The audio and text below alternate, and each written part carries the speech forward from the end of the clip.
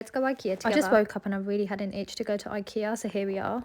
I needed to buy a few things, one of the things being a dressing table because mine is so small, but of course I had to go through the showroom. I was also after a coffee table and I found one for £99, and then this one was 15 and it had a removable head. I saw a whisk and I picked it up. We had this at my parents' house and it's so nice. And then I came across the shoe racks, but they're just too big. I would have nowhere for them to go. And then came the dressing table. I found one and it was £89, but I just had no energy to lift it up, so I'm just going to do click and collect. And then I saw this mirrored side table. It was so ugly. I found this shoe rack, I think it was £30, which is potential. And then if you've gone to IKEA and you've not sniffed the candles or bought any, you've not shopped. So of course I picked up a couple. The kitchen section is my favorite part of the whole of IKEA. I did buy those chopsticks and I saw this funky jug, but I had to keep telling myself I don't need anything. But look at this lamp, guys. I did buy it. I had to buy it. It was too pretty for me to leave it. The mirrors in IKEA are nice, but I needed a bit more, if you know what I mean. I saw this vase thing for my bedroom and I loved it, so I made this concoction and I bought it. I purchased some faux plants for my house, but I've got no plant pot, so I picked that one up. And then I saw these organisers, so I also bought them because they were 50. And then I saw this basket. I thought it would go really handy in my room for me to put all my pillows in at the end of the night. And that was it. Everything came up to about £100, and then I put everything in the car. Thankfully it wasn't too much, but now I'm looking back to £100 a bit much for everything I got. To be fair, I think it might have been the plant pot because that was £25, and that was my trip to IKEA.